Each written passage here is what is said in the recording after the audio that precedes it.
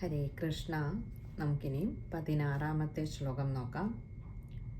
ശുശ്രൂഷോ ശ്രദ്ധധാനസ്യ വാസുദേവ കഥാരുചി സ്യാന്മഹൽ സേവയാ വിപ്ര പുണ്യതീർത്ഥ നിഷേവണാത്.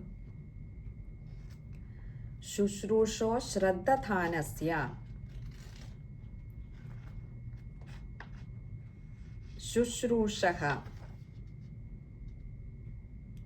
ശുശ്രൂഷോ എന്ന് പറഞ്ഞാൽ ഈ ഭഗവാന്റെ കഥകളൊക്കെ കേൾക്കുവാൻ ആഗ്രഹമുള്ള ആള്.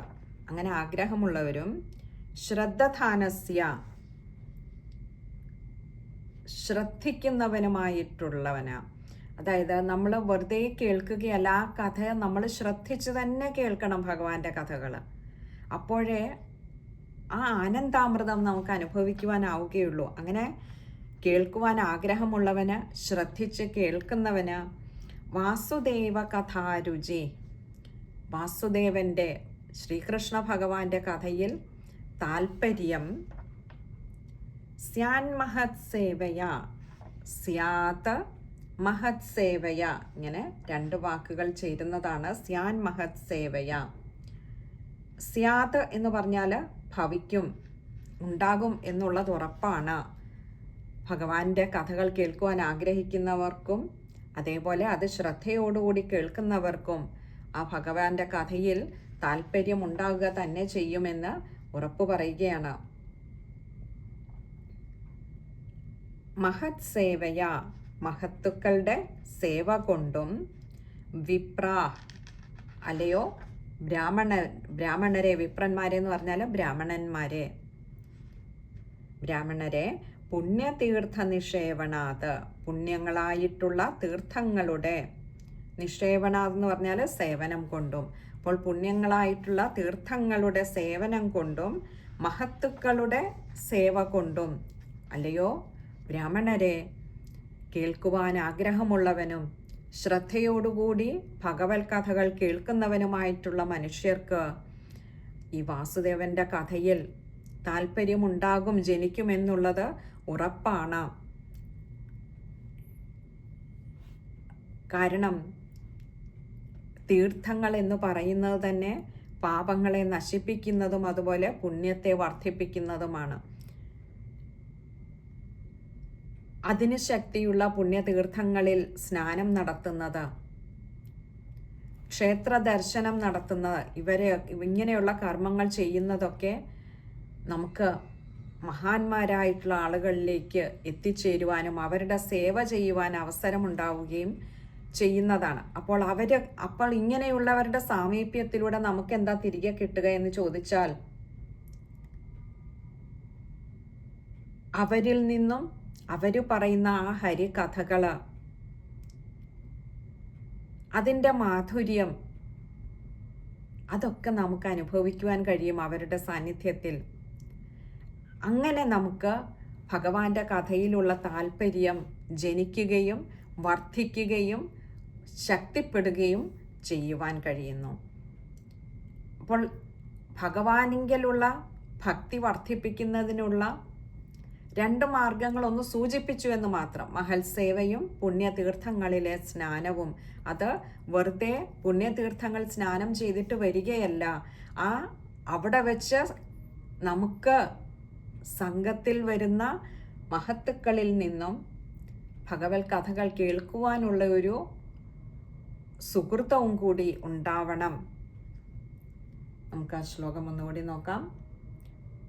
ശുശ്രൂഷോ ശ്രദ്ധധാനസ്യ വാസുദേവ കഥാരുചി സ്യാൻ മഹത് സേവയാ വിപ്ര പുണ്യതീർത്ഥ നിഷേവണാത്. ശുശ്രൂഷോ വാസുദേവ കഥാരുചി വിപ്ര, ഇവിടെയെല്ലാം വിസർഗമുണ്ട്, പകുതി ഹകാരത്തിൽ വായിക്കുക. ബാക്കിയൊക്കെ എളുപ്പമുള്ള വാക്കുകളാണ്. സ്യാൻ മഹത് സേവയ, അതൊക്കെ ചേർത്ത് തന്നെ വായിക്കുക. ഇനി അടുത്തത് 17-ാമത്തെ ശ്ലോകമാണ്. ശൃണ്വതാം സ്വകഥാം കൃഷ്ണ പുണ്യശ്രവണകീർത്തന ഹൃദ്യന്തസ്ഥോ ഹ്യഭദ്രാണി വിധുനോതി സുഹൃത്സതാം. ശൃണ്വതാം സ്വകഥാം കൃഷ്ണ. ശൃണ്വതാം കേൾക്കുന്നവരുടെ, സ്വകഥാം തൻ്റെ കഥയെ കേൾക്കുന്നവരുടെ, കൃഷ്ണ ആ ശ്രീകൃഷ്ണ ഭഗവാൻ തൻ്റെ കഥയെ കേൾക്കുന്നവരുടെ പുണ്യശ്രവണ കീർത്തന, ഭഗവാന്റെ ഏറ്റവും പുണ്യങ്ങളായിട്ടുള്ള കഥകളുടെ ശ്രവണത്തിലൂടെയും അതിനെ കീർത്തനങ്ങളോടുകൂടി ഭഗവാനെ കീർത്തിക്കുകയും ചെയ്യുന്നവരായിട്ടുള്ള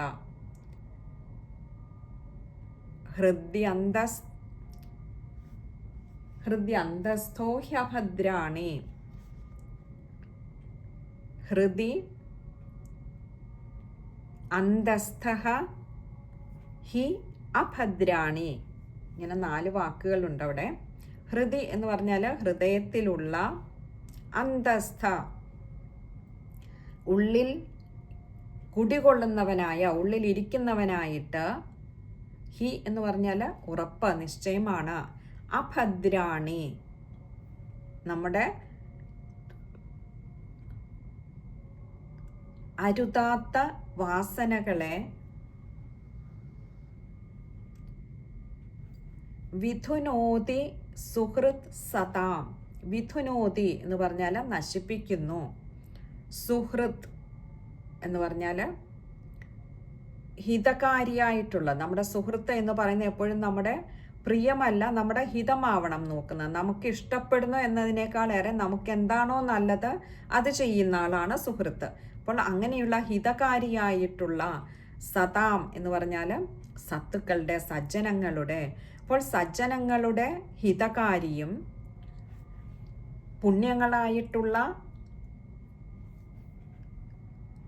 കഥകളുടെ ശ്രവണം കൊണ്ടും അതുപോലെ കീർത്തനങ്ങളോടുകൂടിയവനുമായിട്ടുള്ള ആ ശ്രീകൃഷ്ണ ഭഗവാൻ തൻ്റെ കഥയെ കേൾക്കുന്നവരുടെ ഉള്ളിൽ ഭഗവാൻ സ്വയം വന്ന് കുടിയിരിക്കുകയും, ഹൃദയത്തിൽ വന്ന് കുടിയിരിക്കുകയും, അങ്ങനെ അവൻ്റെ ഉള്ളിലുള്ള എല്ലാ മലിനവാസനകളെയും നശിപ്പിക്കുകയും ചെയ്യുന്നു.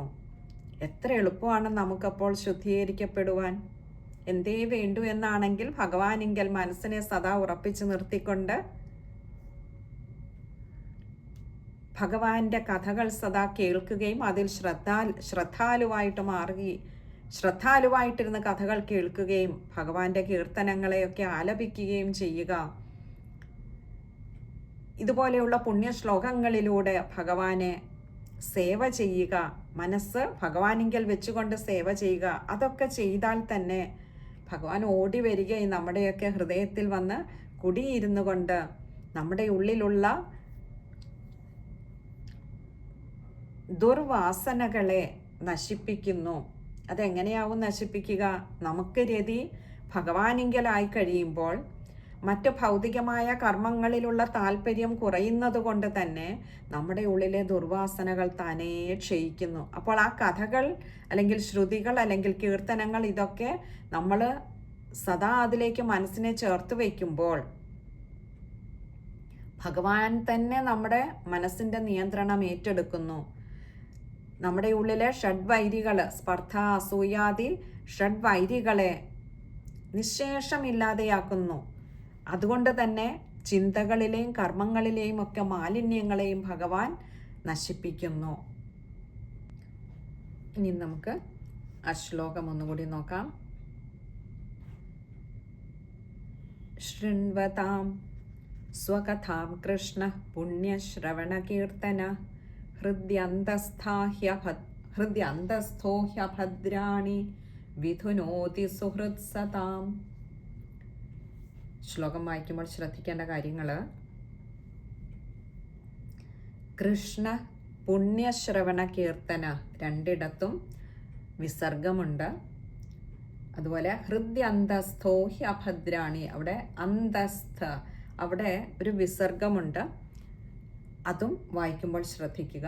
അതുപോലെ ഹ്യഭദ്രാണി, ഹി അഭദ്രാണിയാണ്. ഹ്യ എന്ന അക്ഷരത്തിന് അകാരം കൊടുത്ത് വായിക്കുക. ഇനി അടുത്തത് 18ാമത്തെ ശ്ലോകമാണ്. നഷ്ടപ്രായേഷ്വഭദ്രേഷു നിത്യം ഭാഗവത സേവയാ ഭഗവത്യുത്തമശ്ലോകേ ഭക്തിർഭവതി നൈഷ്ഠികീ.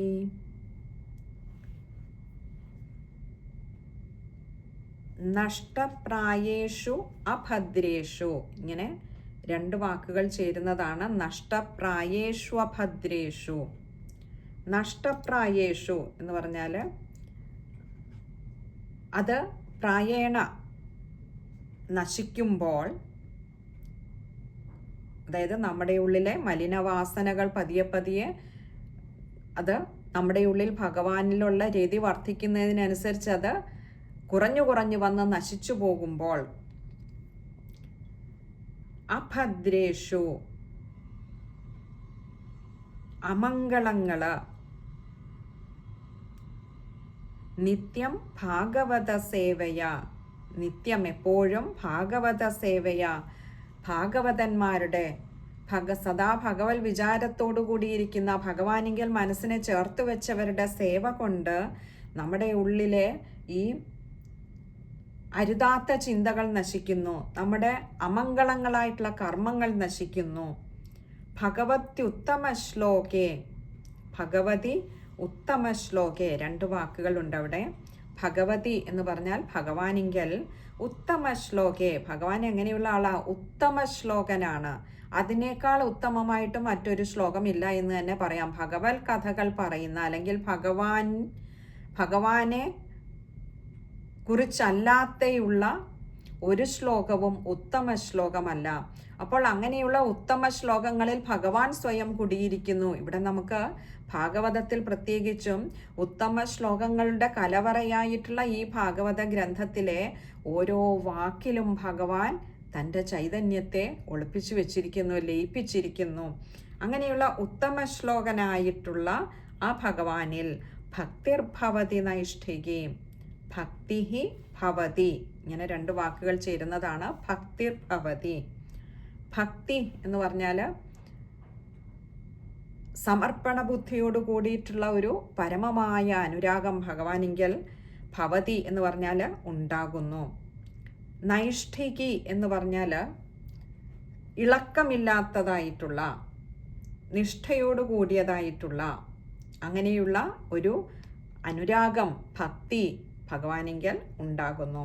അപ്പോൾ നിത്യവും ഭഗവത് ഭക്തന്മാരോട് കൂടി ചേർന്നിരിക്കുവാൻ കഴിയുക, അവരുമായിട്ട് എപ്പോഴും ഒരു സംസർഗം ഉണ്ടായാൽ തന്നെ, ഇവിടെ ഈ ഭാഗവത ശ്രവണം എന്ന് പറയുന്നതും നമുക്ക് എവിടെയൊക്കെ സപ്താഹം നടക്കുന്നു അവിടെയൊക്കെ പോയി ഭാഗവത കഥ കേൾക്കുന്നത്, അതും ഇതിനൊരു ഉദാഹരണം തന്നെയാണ്. ഇതുപോലെയുള്ള ഭഗവത് ഭക്തന്മാരുടെയൊക്കെ ഒരു സാമീപ്യം, നല്ല നല്ല ആചാര്യന്മാരുടെ തിരുമുൻപിൽ ഇരിക്കുക എന്ന് പറയുന്നതും ഒരു പുണ്യമാണ്. കാരണം അത്രമാത്രം ഭഗവാൻ വിചാരത്തോടുകൂടി ഭഗവാനോട് ചേർന്ന് നിൽക്കുന്നവരാണ് അവര്. അങ്ങനെയുള്ളവരുടെ സാമീപ്യത്തിൽ പോലും, അങ്ങനെ ഈ ഭാഗവത ശ്രവണം കൊണ്ടുപോലും ഹൃദയത്തിലുള്ള മലിനവാസനകളെയൊക്കെ നീക്കി ഭഗവാന് നമ്മുടെ ഉള്ളിലെ ചിന്തകളെ, കർമ്മങ്ങളെ ഒക്കെ നന്നായി ശോഭിപ്പിക്കുന്നു. എങ്ങനെയെന്ന് വെച്ചാൽ, ഇതുപോലെയുള്ള സജ്ജനങ്ങളുടെ, ഭഗവത് ഭക്തരുടെ സാമീപ്യം, സംസർഗം, ഭഗവത് കഥാശ്രവണം, നിരന്തരമായിട്ടുള്ള ഭഗവത് കഥാശ്രവണം, ഭഗവത് കീർത്തനങ്ങൾ ആലപിക്കുക വഴി നമ്മുടെ ഉള്ളിൽ ഭഗവാനോടുള്ള പ്രേമം അങ്ങനെ വർദ്ധിച്ചു വരുന്നു. ആ ഒരു പരമമായ അനുരാഗം, നമ്മൾ ഇന്ന് പറയുന്ന ആ പ്രേമമല്ല, അത് ശാരീരികമായിട്ടുള്ളതാണ് ആ പ്രേമമെങ്കിൽ, ഇത് അതിനതീതമായ വൈകാരിക തലത്തിനും ഉപരിയായി നിൽക്കുന്നതായിട്ടുള്ള ആ പരമമായ പ്രേമം, അനുരാഗം ഭഗവാനിങ്കൽ വർദ്ധിച്ചു വരും. അങ്ങനെ നമ്മുടെ കർമ്മങ്ങളിലെ അമംഗളങ്ങളൊക്കെ മാറിക്കിട്ടും. പിന്നെയോ നമ്മുടെ ഉള്ളിലെ എല്ലാ ദോഷങ്ങളും നീങ്ങിയിട്ട് ആ ഭക്തി കൊണ്ട് തന്നെ ഉള്ളിൽ ജ്ഞാനമുണ്ടാകും. ജ്ഞാനത്താൽ ഉണ്ടാകുന്ന ആനന്ദവും നമുക്ക് അനുഭവിക്കുവാൻ കഴിയും, അനുഭവമായി വരുന്നു. ഇത് ഒരു ദിവസം കൊണ്ടോ ഒരു നിമിഷം കൊണ്ടോ ചിലപ്പം ഉണ്ടായില്ല എന്ന് വരാം. അതുകൊണ്ടാണ് നഷ്ടപ്രായേഷു എന്ന് എടുത്തു പറഞ്ഞു. അത് ക്രമേണ നിത്യവും ചെയ്ത് അനുനിമിഷം ഈ ഒരു കർമ്മം അവിടെ വർദ്ധിച്ചുകൊണ്ടേയിരിക്കുന്നു എന്ന് കാണിക്കുകയാണ്. നമുക്ക് ആ ശ്ലോകം ഒന്നുകൂടി നോക്കാം. നഷ്ടപ്രായേഷ്വഭദ്രേഷു നിത്യം ഭാഗവത സേവയാ ഭഗവത്യുത്തമ ശ്ലോകേ ഭക്തിർഭവതി നൈഷ്ഠികീ. നഷ്ടപ്രായേഷു അഭദ്രേഷു, നമ്മൾ വാക്കുകൾ പറഞ്ഞിരുന്നു, വായിക്കുമ്പോൾ പദം പിരിക്കണ്ട, പകരം നഷ്ടപ്രായേഷു അഭദ്രേഷു, ശ്വ എന്ന അക്ഷരത്തിന് ആകാരം കൊടുത്ത് വായിക്കുക.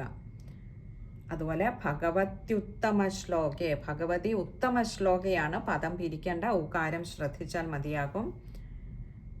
ബാക്കിയൊക്കെ എളുപ്പമുള്ള വാക്കുകളാണ്. ഇവിടെ ഒന്നുകൂടി പറഞ്ഞു, നൈഷ്ഠികി, ഇളക്കം തട്ടാത്തതായിട്ടുള്ള, നിഷ്ഠയോട് കൂടിയതായിട്ടുള്ള ഒരു സേവ ഇതിന് ആവശ്യമാണ് എന്ന് പറഞ്ഞു. അതായത് ഇന്ന് നമ്മളിപ്പോൾ ഭഗവാന്റെ 10 നാമങ്ങൾ ജപിച്ചു, നാളെ 5 അതിൻ്റെ അടുത്ത ദിവസം 1 പിന്നത്തെ ദിവസം തോന്നും ഇന്നൊരു ദിവസം ജപിച്ചില്ലെങ്കിലും കുഴപ്പമൊന്നും ഉണ്ടാകില്ലല്ലോ. പൊതുവെ ഒരല്പം നമ്മൾ പിന്നോട്ട് വലിയാൻ സാധ്യതയുണ്ട്. പ്രത്യേകിച്ചും കാര്യമായ പ്രതിസന്ധികളോ ദുഃഖങ്ങളോ സങ്കടങ്ങളോ ജീവിതത്തിൽ വന്നില്ലെങ്കിൽ നമ്മളൊക്കെ ഇങ്ങനെയുള്ള കാര്യങ്ങളിൽ പലപ്പോഴും ഒരു ഉഴപ്പ്, ഒരു അലസത വിചാരിക്കാറുണ്ട്. അത് പാടില്ല എന്ന് നമ്മളെ കാണിച്ചു തരികയാണ് നൈഷ്ഠികി. നിത്യവും ഒരു നിഷ്ഠയോട് കൂടി എന്നും എപ്പോഴും ഭഗവാനെ സേവ ചെയ്യുക, ഭഗവത് വിചാരം ചെയ്യുക. ഇരിക്കുമ്പോഴും നടക്കുമ്പോഴും ഒക്കെ ആകാം അത്. അതിന് ഇന്ന ഭാവത്തിലും ഇന്ന സ്ഥാനത്തും ഇന്ന ഇടത്തുമൊക്കെ ഇരുന്നു കൊണ്ട് മാത്രമേ അതൊക്കെ ചെയ്യാവൂ എന്നില്ല. കാരണം ഭഗവാൻ എല്ലായിടവും ഉണ്ട്, എപ്പോഴും ഉണ്ട്. അതുകൊണ്ട് പൂജാമുറിയിൽ ഇരുന്ന് ചെയ്യുവാൻ കഴിഞ്ഞില്ലെങ്കിലും സങ്കടപ്പെടണ്ട. നമ്മൾ എവിടെ ഇരിക്കുന്നോ അവിടെ ഇരുന്നു കൊണ്ട് ഭഗവാനെ വിചാരം ചെയ്യുക, ഭഗവാന്റെ കഥകൾ സ്മരിക്കുക, അതിൻ്റെ ആനന്ദം അറിയുക. എല്ലായിടത്തും ഭഗവാനുണ്ട് എന്നറിഞ്ഞുകൊണ്ട് നിഷ്ഠയോടുകൂടി പിന്നോട്ട് പോകാതിരിക്കുക, എപ്പോഴും ചെയ്യുക. എപ്പോഴും ഭഗവത് സ്മരണയുണ്ടാകട്ടെ. അതിന് നമുക്കൊരു പ്രത്യേക സമയം വേണ്ട. നമ്മൾ ബാഹ്യമായി ചെയ്യുന്ന കർമ്മങ്ങളൊക്കെ അതങ്ങനെ നടന്നു പോകും, യാന്ത്രികമായി തന്നെ അത് നടന്നോളൂ, അതിനൊന്നും ഒരു മുടക്കവും വരില്ല. അപ്പോഴൊക്കെ ഭഗവത് വിചാരം ഉള്ളിൽ ചെയ്താൽ ചെയ്യുന്ന കർമ്മം ആനന്ദത്തോടെ, പരമാനന്ദത്തോടെ ആ ഭഗവാന്റെ അമൃതരസത്തെ അനുഭവിച്ചുകൊണ്ട് നമുക്ക് ചെയ്യുവാൻ കഴിയും. അതുകൊണ്ടുള്ള മറ്റൊരു ഗുണം, ചെയ്യുന്ന കർമ്മങ്ങൾ എത്ര ആയാസകരമായിട്ടുള്ളതാണെങ്കിലും അത് അനായാസമായിട്ട് ചെയ്യുവാനും കഴിയുമെന്നുള്ളതാണ്. ആ ചെയ്യുന്ന കർമ്മത്തിൽ യാതൊരു ബുദ്ധിമുട്ടും നമ്മൾ അറിയാതെ അത് അങ്ങനെ ചെയ്തു മാറുന്നു എന്നുള്ളതാണ്. അതുകൊണ്ട് നമുക്കുമൊക്കെ മഹത്തുക്കൾ പറഞ്ഞു തന്ന ഈ ഒരു മാർഗം പരീക്ഷിക്കാവുന്നതാണ്. പരീക്ഷിക്കും തോറും ഭഗവാനിലേക്ക് കൂടുതൽ അടുത്തുകൊള്ളും. അതുകൊണ്ടൊരു പരീക്ഷണമായിട്ട് നമുക്കുമൊക്കെ ഇതൊക്കെ ചെയ്യാവുന്നതാണ്. ഇനി നമുക്ക് 19ാമത്തെ ശ്ലോകമാണ്. അത് നമുക്ക് അടുത്ത സത്സംഗത്തിൽ കാണാമെന്ന് കരുതുന്നു. ഹരേ കൃഷ്ണ.